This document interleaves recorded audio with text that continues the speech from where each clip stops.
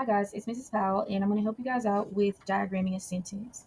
As I told you guys in class, it's a little bit easier to diagram your sentence once you know your parts of speech of each of the words in the sentence, you know your sentence parts and your phrases. It makes it way easier to diagram your sentence. So we're going to start with Monday's instructions, and the first thing it tells us to do is identify a word as a noun, so common, proper, or possessive. Okay. In this particular sentence, I'm using Jelly as a person's name. I know that jelly can also be something that you spread on your bread when you're making a peanut butter and jelly sandwich, but in this instance, it is going to be a person's name. So, in this sentence, jelly is going to be a proper noun because it is a name of a specific person. Okay. Remember, a noun is going to be a person, place, thing, or idea. So we got to continue looking at our sentence to see if we have any other people, places, things, or ideas. I see a place, and that's going to be hill. All right. Because this hill does not have a specific name, it is going to be a common noun. And if you notice, we marked it with a lowercase n instead of a capital N because it is a common noun. The next thing that it tells you to mark is pronouns. So type, case, and person. Your pronouns are always going to have three markings for me. You need to make sure that you mark PRO as pronoun. It needs to tell me which type of pronoun. Remember, a pronoun is going to take the place of a noun. So it's going to take that place of a noun. In the sentence, we have you. All right. You is a nominative pronoun in second person. Remember, you is going to be second person when you use it in sentences, and it's a nominative pronoun because you are not the one who's doing the action. Jelly is doing the action. So jelly would be your subject instead of you. All right. Your verb is the next thing that you need to mark. In this sentence, it's a little bit different than the sentences that we've done previously. We haven't had a lot of practice with future tense, but we have looked at future tense. So we have to mark will as our linking verb. All right. It is linking jelly and roll, and roll is going to be your action verb. Make sure you always include the tense on your verb. So your tense is going to be future tense because jelly is going to roll in the future. Jelly is not rolling right now. In order for a sentence to be a complete sentence, it has to include a verb. So we do have a verb in this sentence that lets us know that this is a complete thought, a complete statement. Next, we're going to look for adverbs. This sentence does not have any adverbs, but when you're looking for them, adverbs are going to be those words that modify adjectives, verbs, or another adverb. They're going to tell you how, when, where, and to what extent. We're going to move on to adjectives. So we don't have any that particularly stand out, but remember your adjectives are going to modify your nouns and pronouns. When we look at jelly, there's nothing modifying jelly, but our other noun that we have is hill. We have the in front of hill, which is an article. Okay, so it acts very similar to any other adjective that you may have modifying your noun or pronoun. So we mark articles with ART.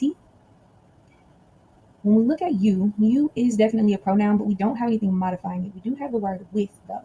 With is going to be a preposition in this sentence. Okay?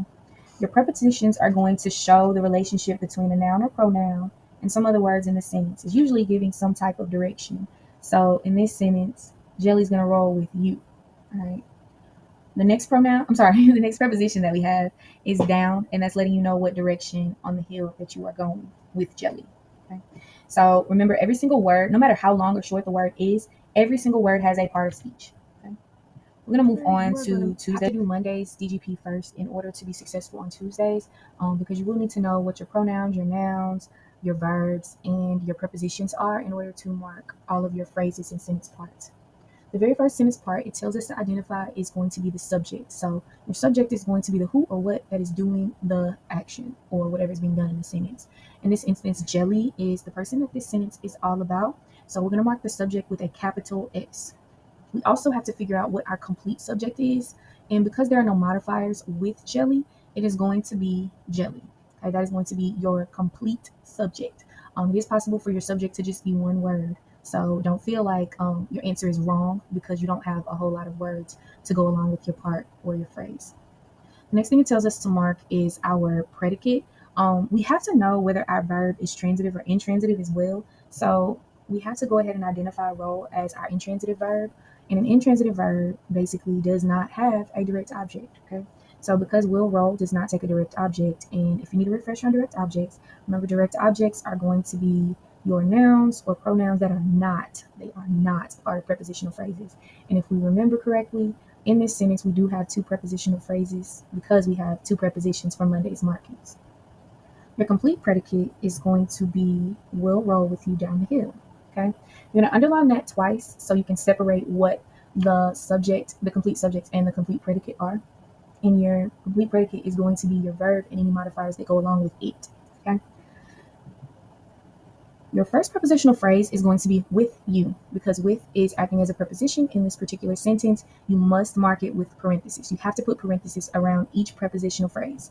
You need to mark it with PH for a prepositional phrase, and then you need to mark the object of your preposition. And your object of your preposition is basically what that preposition is focusing on or directing towards. We have not done a lesson on adverb or adjective prepositional phrases yet. So for right now, until we go over that in class, I just want you guys to mark prepositional phrase. Okay. The next prepositional phrase we have is down the hill.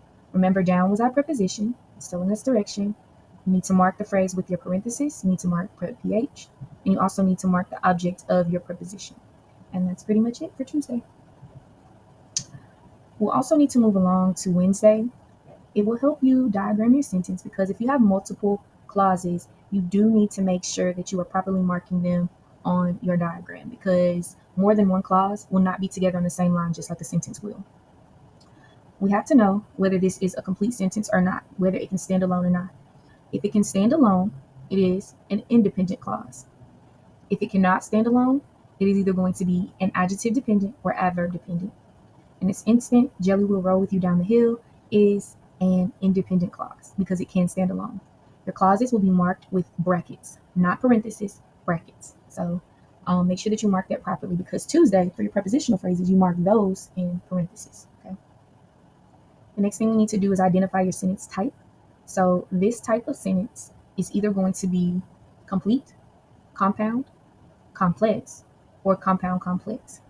Because this sentence only has one clause, this is going to be a simple sentence. Okay, you don't have any extra clauses or phrases, so this is going to be an independent clause and simple sentence. Okay, so independent clause is INDCL, simple sentence is marked SS, and those are lowercase s's.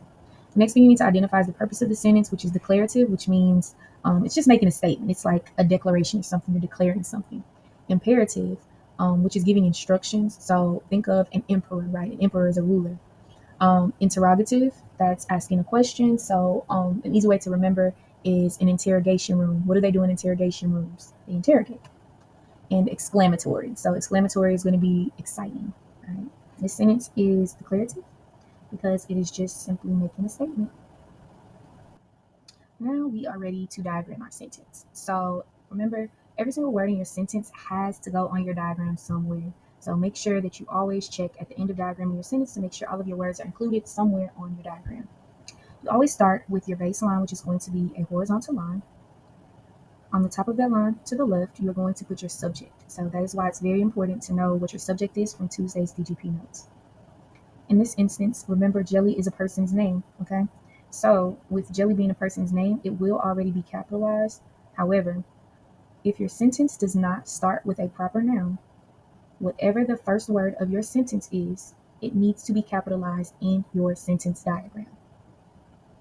The next line you're going to draw is a vertical line that goes through your horizontal line. On the right of that horizontal line that is crossed with your vertical line, you are going to put your verb.